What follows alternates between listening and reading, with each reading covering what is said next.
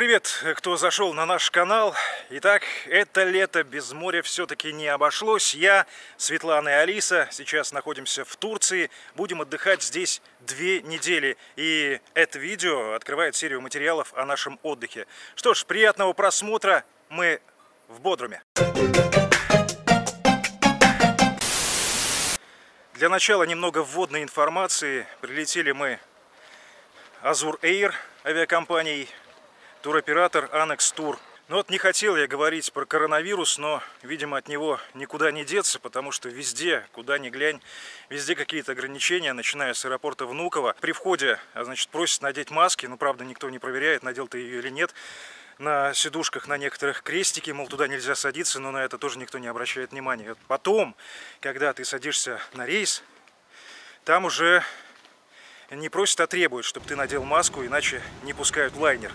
И плюс на входе проверяют температуру. Летели мы Azur Air. Ну, в принципе, они что, молодцы. Раздавали детям какие-то наборчики приятные, то есть там карандаши, раскраска и небольшие такие браслетики цветные. Ну, детям всем очень понравилось. Кормили. Ну, в наше время, конечно, никого не удивишь скудным рационом. Здесь был скудный. Там вафля какая-то, пачка майонеза, колбаса и булочка.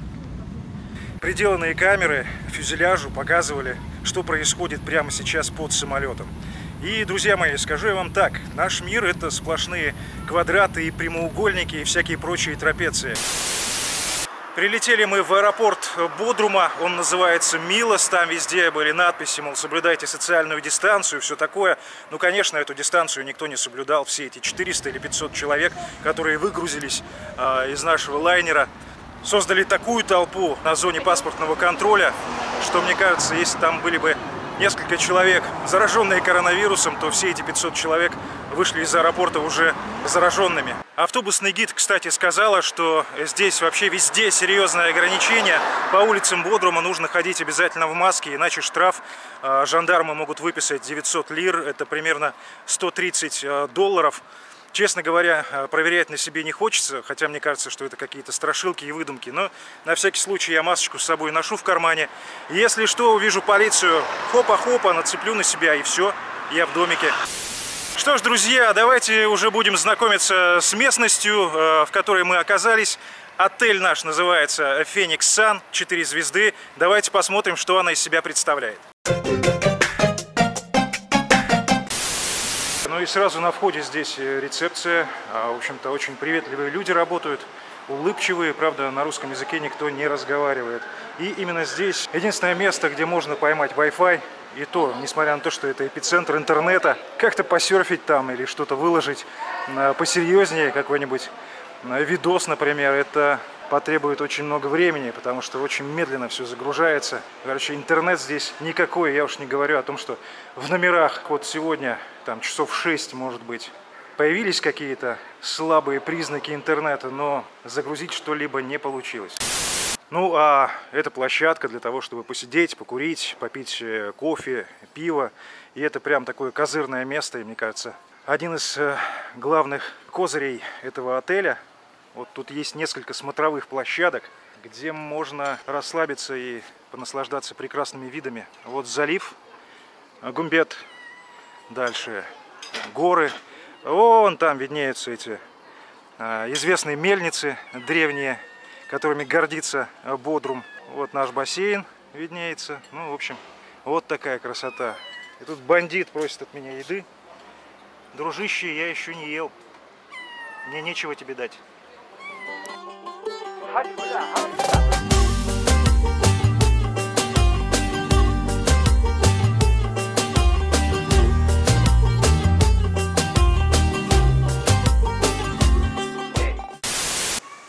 Территория отеля Phoenix Sun сравнительно небольшая. Здесь под рестораном находится кабинет врача. Здесь мини-клуб для детей, но он сейчас закрыт. Вот мы видим, висит замочек, и закрыт он, угадайте, из-за чего? Из-за коронавируса. Здесь небольшой магазинчик для тех, кто любит покупать всякую дребедень втридорога. Сланцы, какие-то крема, чипсы. Так, вот здесь слева от центрального здания находится несколько бунгало. Трехэтажные 3 штуки и двухэтажные. Вот они. Раз и два. Ну и с другой стороны бассейна там тоже несколько домишек двухэтажных, где живут отдыхающие. Так, посмотрим, что здесь происходит. Здесь типа спортивный уголок, где проходят жаркие баталии. Люди играют в пинг-понг, также в дартс. Ну и рядышком бассейн. И здесь часа в 4, наверное, такой легкий перекус устраивают. Картошка фри, наггетсы и прочий кетчуп. И можно взять себе тарелочку такой вредной еды и подняться на верхнюю площадку. Там тоже столики и отличный, просто шикарный вид, как, впрочем, и в любой локации этого отеля. Вот смотрите, опять же заливчик, опять же вот те старые старинные мельницы, ну и панорамный вид на Гумбет. Вот, собственно, бассейн. Кстати, на дне бассейна мы видим написано Palm Garden. Это прежнее название отеля. Сейчас он называется, как я уже говорил, Phoenix Sun. Но, видимо, решили, что переименовали и переименовали. Чё, зачем деньги тратить на то, чтобы перекладывать плитку? Здесь бар у бассейна, разливают слабоалкогольные напитки и всякую газировку. Ну а это площадочка для тех, кто любит уединение. Она самая дальняя, и народу, в общем-то, здесь практически не бывает. Столики, как я успел заметить, практически всегда пустые. И вот здесь такой вид. Вот по этой дорожке, если идти прямо-прямо, то выйдешь к морю. Метров 400, наверное. Не сказать даже, что это вторая полоса, это, наверное, скорее третья. Так, ну и по поводу ассортимента отдыхающих. Здесь я слышал и французскую речь, и английскую, немецкую. Много русских отдыхает. Также слышны языки представителей стран Восточной Европы. Всякие шечка, шпечко, вот это вот все. Ну, в общем, такая сборная солянка. Так, а это у нас другая часть территории. Здесь вот такие вот каскадные лесенки идут. Тоже довольно много домиков, 2-3-этажных. В общем, территория на самом деле не такая уж и маленькая, как может показаться с первого раза. Вот смотрите, вот второй бассейн для тех, кто живет в этой части гостиничного комплекса.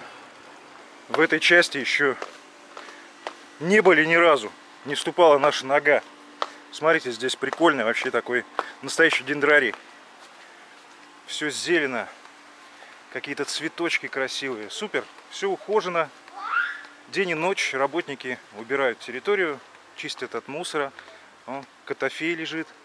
Пс-пс-пс. Как-то недоверчиво он на меня смотрит. Глаза как пятаки.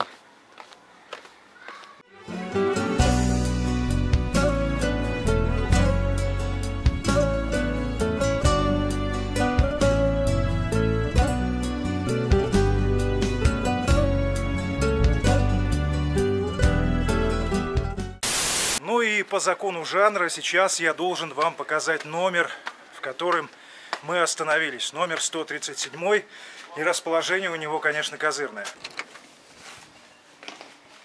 Так, вот, собственно, здесь мы живем. Сразу справа ванная и туалет. Душ нормальный, ничего не протекает нигде. Раковина и окошко на улицу. Фен есть. Здесь мыло, шампуня нет. Ну и вот небольшая комнатка. Здесь, значит, у нас Алиса спит. Здесь наш со Светой кровать. Так, зеркало, телевизор. Мы его не включали, не будем включать. Смотрите, одной батарейки нет.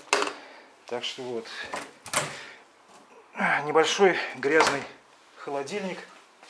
Прикроватные тумбочки. Ну, вы знаете, могло быть и хуже, честно говоря. Так-то, в принципе, все чистенько, ровненько. В углу комнаты стоит бутылка, которая, видимо, должна была придавать шарма всему этому интерьеру, но, увы, у нее это не получается. Ну и здесь небольшой балкон, чуть больше, чем балкон французский. Видимо, для любителей покурить. Вот здесь можно сесть вечерком и начать смолить, поглядывая на горы и на море. Тут же виден бассейн. Вот это вот площадка для легкого перекуса. И пальмы, пальмы, цветы.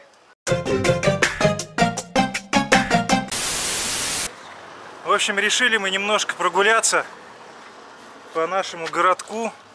Нам нужно найти магазин Мигрос. Пока не нашли. Люди показывают в разные стороны, но вроде как говорят в пешей доступности. Мы нашли БИМ, нашли уже Шок, а Мигрос что-то как-то пока на горизонте все никак не появляется. На улице жарище. Я думаю, что тридцатник. Гид рассказывал, что поднимается в эти дни температура до 40 градусов. В общем, пекло будет, как на Анталийском побережье. Но, в общем-то, нам это даже нравится. Так, ребята, вот снял немножко наличных денег в ПТТ банке. Вот их банкомат. Везде пишут, что они комиссию вообще не берут. Это типа государственный банк, банк почты. Поэтому я думаю, что здесь самый выгодный вариант для того, чтобы снимать наличку. Смотрите, вот захотел человек, например, позвонить из телефона автомата, а здесь такой сюрприз. Я бы не рискнул, конечно, подойти к этой будке. Ну, хотя, конечно, они здесь такие, вроде как добрые собаки, но черт его знает, чего от него ожидать. Вот небольшой магазинчик нам встретился по дороге. Продают арбузы. По-турецки будет карпуз. 1,99, то есть 2 лиры. 2 лиры это получается примерно 20 рублей за килограмм. Бабушка тырит инжир чужой, а может быть свой. Мы решили присоединиться. Смотри, Он же зеленый какой-то, да? О, teşekkür ederim. Что это? Решила угостить нас она инжиром. помогла. Так он же вроде какой-то незрелый, нормальный? Нет, это такой сорт зеленый. Вкусный, сладкий. Вот так выглядит городишко под названием Гюмбет. Вот море. И там уже, вон за тем холмом, находится город Бодрум. Итак, друзья, не нашли мы Мигрос, решили отложить это дело на потом и пошли к морю. Кстати, в одном из предыдущих видео из Стамбула, в Стамбуле мы отдыхали в декабре, кстати, посмотрите, есть видео, мне кажется, получилось довольно интересно.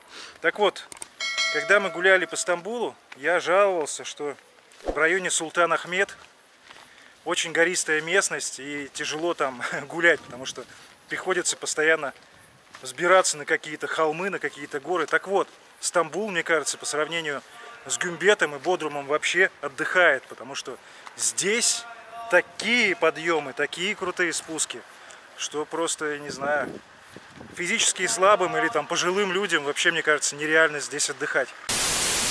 5 минут ходьбы от нашего отеля вниз по склону горы. Переходим дорогу и вот оказываемся вот в таком коридорчике, который выводит нас прямиком к морю. Сейчас мы немножко поваляемся, покупаемся пару часиков, и надо будет возвращаться обратно в отель, потому что в 1:30 у нас будет встреча с гидом, который будет нам впаривать какие-то экскурсии, ну и что-то где-то отметит. Ну что ж, вот мы на береговой линии, здесь залив и куча кафе, у каждой из которых есть своя зона, своя территория с разными лежаками, разноцветными, розовые, бирюзовые, какие-то голубые. Вот можно в джакузи, кому нравится, можно лежать и наблюдать за тем, как люди купаются. В общем, покупаешь в каком-нибудь ресторанчике, не знаю, пиво, водичку, мороженое, и можешь хоть весь день лежать. Не нужно покупать ни зонтик, ни шезлонг. На этом пляже вот везде сделаны такие локации, которые просто не позволяют любителям Инстаграма пройти мимо. Вот, например, качели вот такие вот креативные, какие-то деревья с глазом. Место это, знаете, такое тусовочное. В основном здесь молодые люди, каких-то пожилых я здесь еще практически не видел. В основном молодежь, Сейчас просто рано еще. А так, после обеда все сюда подтянутся. Молодые люди, девушки с кожей разного цвета. Вот музычка будет звучать из каждого уголка.